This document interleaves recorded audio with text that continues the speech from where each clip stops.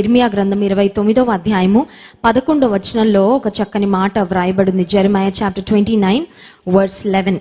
ఇర్మియా గ్రంథం 29వ అధ్యాయము 11వ వచనం. నేను మిమ్మును గూర్చి ఉద్దేశించిన సంగతులను నేను ఎరుగుదును, రాబోవు కాలమందు మీకు నిరీక్షణ కలుగునట్లుగా అవి సమాధానకరమైన ఉద్దేశములే కాని హానికరమైనవి కావు. They are not harmful thoughts, they are not evil thoughts. దేవుడు మన గురించి ఉద్దేశిస్తున్న ఉద్దేశాలు హానికరమైనవి కాదు, కానీ శ్రేయస్కరమైనవంట, శుభకరమైనవంట, మనకి మంచి భవిష్యత్తునిచ్చేవంట, నిరీక్షణతో కూడుకున్నవి అని దేవుని వాక్యం సెలవిస్తుంది. సో దేవుడు మన గురించి ప్రతి క్షణం ఆలోచిస్తున్నాడు. ఇప్పుడు కూడా even right now at this moment, ఈ క్షణం కూడా దేవుడు మన గురించి ఆలోచిస్తున్నాడు. ఎలాంటి ఆలోచనలు ఆలోచిస్తున్నారంటే హానికరమైన ఆలోచనలు కాదు, మన భవిష్యత్తును నాశనం చేసే ఆలోచనలు కాదు, కానీ నిన్ను ఆశీర్వదించి నిన్ను అభివృద్ధిలోనికి తీసుకొని వచ్చి నీకు మంచి నిరీక్షణను ఇవ్వాలనే శ్రేష్టమైన ఆలోచనలు దేవుడు నీ పక్షంగా నా పక్షంగా ఆలోచిస్తున్నాడు. మరి దేవుడు నా గురించి ఆలోచించడం ఎప్పుడు ప్రారంభించాడండి? When did God start thinking about me? Was it when I started thinking about God? చూడండి, ఎవరితోనో మనం ఫ్రెండ్షిప్ చేసుకున్నాక, ఫ్రెండ్స్ అయిన తర్వాత, ఒకరి మనసు ఒకరు కలిసిన తర్వాత ఫ్రెండ్స్ మన గురించి ఆలోచిస్తుంటారు, మనం ఫ్రెండ్స్ గురించి ఆలోచిస్తూ ఉంటాం. అయితే దేవుడు మన గురించి ఎప్పటి నుంచి ఆలోచించడం ప్రారంభించాడు? ఒకవేళ మనల్ని ఒక్కొక్కరిని అడిగితే, మీరు యేసు ప్రభుని ఎప్పుడు తెలుసుకున్నారండి, ఎప్పుడు రక్షణ పొందారండి, ఎప్పుడు యేసుక్రీస్తు ప్రభుని మీ హృదయంలోకి ఆహ్వానించారంటే, we all have different dates కదండి. ఒక్కొక్కరికి ఒక్కొక్క టైం లైన్ ఉంటుంది. నేను రక్షణ పొంది 10 సంవత్సరాలు అయింది, 15 సంవత్సరాలు అయింది. Oh maybe if you are new believer, ఒక్క సంవత్సరం అయిందండి, లాక్డౌన్లోని దేవుని వాక్యాన్ని విన్నాను, రక్షణ పొందాను, యేసుక్రీస్తు ప్రభును నా స్వంత రక్షకునిగా స్వీకరించానని. సో మనము రక్షణ పొందిన దగ్గర నుండి దేవుడు మన కోసం ఆలోచిస్తున్నాడా, లేక అంతకు ముందు నుండే దేవుడు మన గురించి ఆలోచిస్తున్నారా అంటే, ఇర్మియా గ్రంథం 1వ అధ్యాయము 5వ వచనంలో ఒక మాట వ్రాయబడింది చూడండి. జెరమయా చాప్టర్ 1 వర్స్ 5, 4వ వచనం నుండి చదువుతాను. యెహోవా వాక్కు నాకు ప్రత్యక్షమై ఇలాగు సెలవిచ్చెను, గర్భములో నేను నిన్ను రూపింపక మునుపే నిన్ను ఎరిగి తిని, నీవు గర్భము నుండి బయలుపడక మునుపే నేను నిన్ను ప్రతిష్ఠించి తిని. గర్భములో రూపింపబడక మునుపే. తల్లికి కూడా గర్భంలో పిండము రూపించబడగానే సెకండ్ మంత్లో, అంటే కొన్ని రోజులు గడిచాక కానీ తల్లికి అర్థం కాదు. ఆ నాజియానో లేకపోతే ఇంకా కొన్ని శరీరంలో వచ్చే కొన్ని మార్పుల వలన డౌట్ వస్తుంది, మేబీ ఐఎమ్ ప్రెగ్నెంట్, మేబీ నేను కన్సీవ్ అయ్యానేమో అని ఒక చిన్న టెస్ట్ కిట్ తీసుకొని టెస్ట్ చేసుకొని, ఓకే లోపల బేబీ ఉంది, లేకపోతే డాక్టర్ దగ్గరికి వెళ్ళి పరీక్షించుకున్న తర్వాత డాక్టర్ నాకు హార్ట్ బీట్ వినపడుతుంది, మీలో ఒక బేబీ ఫామ్ అయిందని ఒకవేళ డాక్టర్స్ చెప్తారేమో. తల్లికి కూడా ఎగ్జాక్ట్గా గర్భంలో పిండం ఎప్పుడు రూపించబడిందో ఎగ్జాక్ట్ మూమెంట్ తల్లికి కూడా తెలియకపోవచ్చు, కానీ దేవుడికి మనం ఎప్పటి నుంచి తెలుసు, ఆయన మన గురించి ఎప్పటి నుంచి ఆలోచిస్తున్నారు, ఆయన ఎప్పటి నుంచి మన కొరకు ప్రణాళికలు వేస్తున్నాడంటే, తల్లి గర్భములో మనము పిండముగా రూపింపబడక మునుపే. హల్లెలూయా. Isn't that amazing to know that the God who created the heaven and earth has thoughts for our lives even before we were formed in the mother's womb. తల్లి గర్భంలో నీవు నేను పిండముగా రూపించబడక ముందే, అప్పటి నుంచే దేవుడు మన కొరకు మన గూర్చి ఆయన ఆలోచన చేస్తున్నాడు. ఓకే, దేవుడు ఇంత అద్భుతంగా మనం అసలు ఈ లోకంలోకి రాకముందే, తల్లి గర్భంలోకి రాకముందే మన గురించి ఆలోచిస్తున్నాడు. ఆయన ఆలోచనలు సమాధానకరమైనవి అనే మాట చూసాము. దేవుడు ఈ క్షణంలో కూడా మన గురించి ఆలోచిస్తున్నాడు అనే మాట చూసాము. దేవుని తలంపులు, ఎన్ని తలంపులు మన గురించి ఆలోచిస్తున్నాడు, ఎప్పటి నుంచో మన గురించి ఆలోచిస్తున్నాడు, కరెక్టే.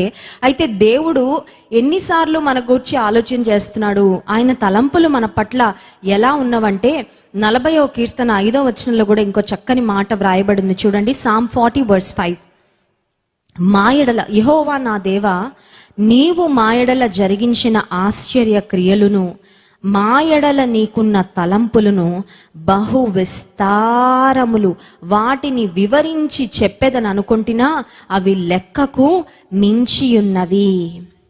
బహు విస్తారములు, ఇంగ్లీష్ బైబిల్లో ఉంది మెనీ వండర్ఫుల్ వర్క్స్ అనే మాట ఇంగ్లీష్ బైబిల్లో మనం చూస్తున్నాం. ఇంకొక ట్రాన్స్లేషన్లో ఉంది, you have plan marvellous things for అస్.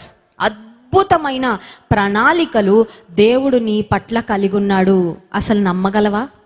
నమ్మితే నెరవేర్పు చూస్తావు, నమ్మలేకపోతే నీ అవిశ్వాసమే నిన్ను ఆశీర్వాదాలకి దూరం చేస్తుంది.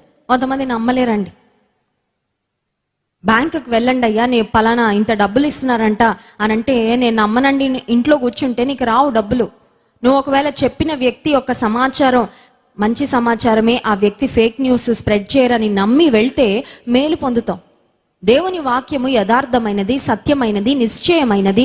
దేవుడు ఒక మాట ఇచ్చారంటే ఖచ్చితంగా నెరవేరుస్తారు. ఇక్కడ దేవుని వాక్యం సెలవిస్తుంది, ఆయన నీ పట్ల కలిగి ఉన్న తలంపులు బహు విస్తారములు, అవి లెక్కించదని అనుకుంటున్నా లెక్కకు మించినవంట. హల్లెలూయా. He has planned marvelous things for us. He has planned amazing things for us. He has planned wonderful things for us. అయితే ఈ రాత్రి మీకు ఒక ప్రశ్న రావచ్చు. అదేంటంటే, దేవుడు అన్ని మార్వెలస్ థింగ్స్, అమేజింగ్ థింగ్స్ నా కొరకు ఆలోచన చేస్తే మరి ఇప్పుడు ఈ కష్టాలు ఏంటండి? Remember that this is only a season. ఇది ఒక పాసింగ్ క్లౌడ్ లాంటిది, ఒక మబ్బు లాంటిది. చూడండి, కొన్నిసార్లు సూర్యునికి అప్పుడే బాగా ఎండ బాగా వేడిగా ఉందని అనిపించిన తర్వాత సడన్ గా మబ్బులు వచ్చేస్తాయి. సడన్ గా మబ్బులు కమ్మేసి సూర్యుడు లేనట్టు అయిపోద్ది. కానీ అది కొద్దిసేపే. మళ్ళీ మబ్బులు ఎప్పుడైతే విడిపోతాయో మళ్ళీ సూర్యరశ్మి ప్రకాశిస్తుంది. నీ జీవితంలో ఇప్పుడు వచ్చిన శ్రమలు God has allowed them for a reason. నేను శ్రమల పాలై దీనుడనైతిని, అయితే యెహోవా నన్ను గూర్చి, దేవుడు నన్ను గూర్చి తలంచుచున్నాడని భక్తుడు రాసినట్లుగా నీ జీవితంలో మబ్బులు కమ్ముకున్న ఈ పరిస్థితిలో కూడా దేవుడు నీ కోసం ఆలోచిస్తున్నాడు. ఆయన నీతో ఉన్నాడు, నీకు సహాయం చేస్తున్నాడు. And remember that there is always light at the end of the tunnel.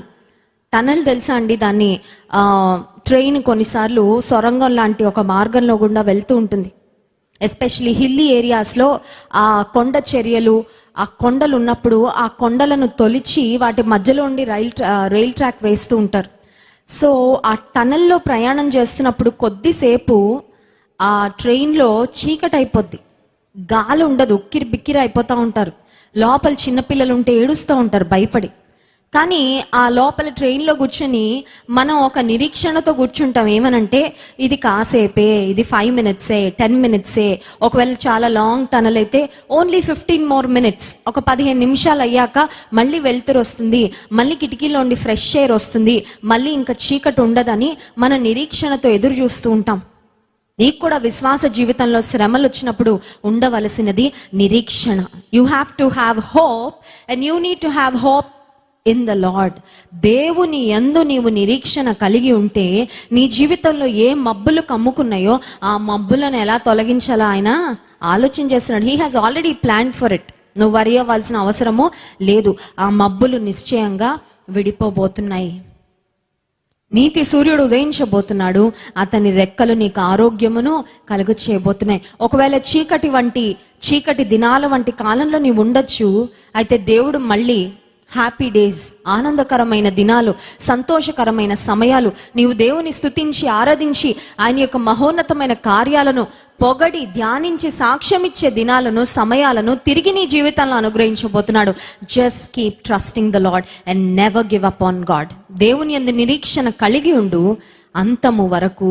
ఎప్పుడు కూడా దేవుడు నాకు సహాయం చేయలేడండి, దేవుడు నన్ను విడిచిపెట్టేశాడండి అనే మాటలు నీ నోట్లో ఉండి రానియకు, నీ మనసులో కూడా రానియకు. సో దేవుడు మన గురించి తలస్తున్నాడు. ఇప్పుడు మన తలంపులు ఎలా ఉండాలో ఒక్క మాట చూసి నేను ముగిస్తాను. చూడండి, యెషయా గ్రంథం 26వ అధ్యాయము 3వ వచనం. Isaiah chapter 26 verse 3. మన ఆలోచనలు ఎలా ఉండాలో, ఎవని మనస్సు నీ మీద ఆనుకొనునో వాని నీవు పూర్ణ శాంతి గలవానిగా కాపాడుదువు, ఏలయనగా అతడు నీ యందు విశ్వాసము ఉంచి ఉన్నాడు. దేవుని మనసులో మనం ఉన్నాం. Hallelujah. He is thinking about us. ఒక దైవజనుడు ఏమంటాడంటే, దేవునికి ఒక ఫ్రిడ్జ్ ఉంటే ఆ ఫ్రిడ్జ్ మీద నీ ఫోటో ఉంటుంది. హల్లెలూయా. దేవునికి ఒక వాలెట్ ఉంటే, ఒక పర్స్ ఉంటే ఆ పర్స్లో నీ ఫోటోనే ఉంటుంది. దేవునికి ఒక బ్యూటిఫుల్ హౌస్ ఉంటే ఆ హౌస్లో ఒక ప్రామినెంట్ ప్లేస్లో నీ ఫోటో ఉంటుంది. అంటే నువ్వు ఆయన తలంపుల్లోనే ఉన్నావు, ఆయన మనసులో నీకొక ప్రముఖమైన స్థానం ఉంది. దేవుడు నిన్ను ఏ క్షణం కూడా మర్చిపోడు. మరి దేవుడు ఇంతగా మనల్ని ప్రేమిస్తూ ఇంతగా మన కొరకు ఆలోచన చేస్తుంటే మరి మన మనసుని ఏం చేయాలి? ఎలా పడితే అలా ఆలోచించనివ్వాలా? ఎలా పడితే అలా వెళ్ళనివ్వాలా? కొన్నిసార్లు మన మనసు ఎలా ఉంటుందంటే గాలి ఎటు వీస్తే అటు వెళ్ళే పొట్టులా ఉంటుంది. కొన్నిసార్లు మనసు కుదుటగా ఉండనివ్వదు మనల్ని. ఒకేసారి నెగటివ్ థాట్స్, ఒకేసారి భయానకమైన ఆలోచనలు వచ్చి భయం వేసేస్తూ ఉంటుంది. అమ్మో ఏంటి అనిపిస్తుంది కొన్నిసార్లు ఆ మనసులో వచ్చే ఆలోచనలు. అలాంటప్పుడు ఏం చేయాలి? నేను ఆ మనసును దేని ద్వారా కుదుటపరచాలంటే దేవుని వాక్యం సెలవిస్తుంది, ఎవని మనసు నీ మీద ఆనుకొనునో, just like a ladder against a wall. చూడండి, నిచ్చెన దానంతటా అది నిలవబడదు. నిచ్చెన ఉన్నది ఎందుకు? నేల మీద పడుకోబెట్టడానికి కాదు కదా. The whole purpose of a ladder is to climb to heights. నిచ్చెన ఉన్నదే ఎత్తులు ఎక్కడానికి, పైకి ఎత్తైన ప్రాంతాలు చేరుకోవడానికి. నిన్ను నన్ను దేవుడు సృజించిందే ఆయనతో కనెక్షన్లో ఉండడానికి. చాలాసార్లు మనం దేవుని మీద ఆనుకోక నిచ్చెనను ఎప్పుడైనా ఒక గోడకు ఆంచినప్పుడు, ఒక ల్యాడర్ను అగేన్స్ట్ అ వాల్ మనం వేసినప్పుడు ఆ వాల్ యొక్క సపోర్ట్తో చక్కగా నిచ్చెన మీదకి ఎక్కచ్చు. ఎంత బలమైన వ్యక్తి అన్నా జాగ్రత్తగా ఎక్కేయచ్చు పైకి, ఆ హైట్స్ రీచ్ అవ్వచ్చు, చేరుకోవచ్చు.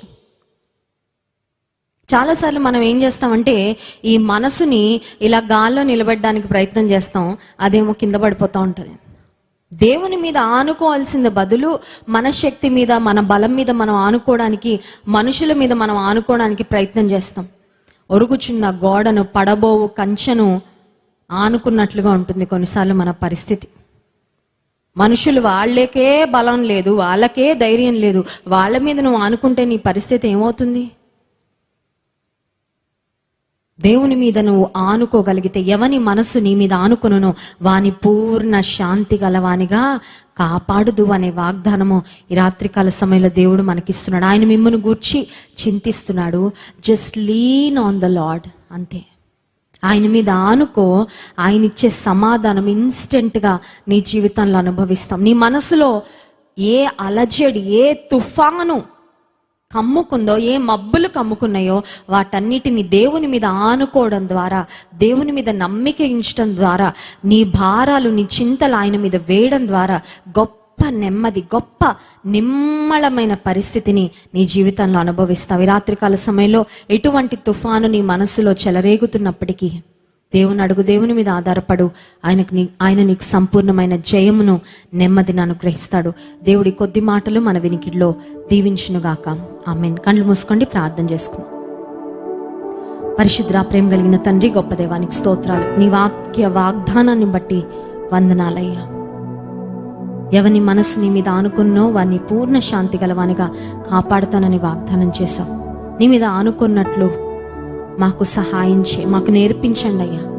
చాలాసార్లు నీ మీద ఆనుకోక ఎన్నో అవస్థలు పడుతున్నాం ప్రభు. నిస్సహాయ స్థితిలో, అనారోగ్యంలో, బలహీనతలో నీరసించిపోయి ఎంతమంది రాత్రికాల సమయంలో ఉన్నారో వారు నీ మీద ఆనుకొనుట ద్వారా నీవిచ్చే బలమును, పూర్ణ శాంతిని, నెమ్మదిని పొందుకోవడానికి సహాయం చేయి.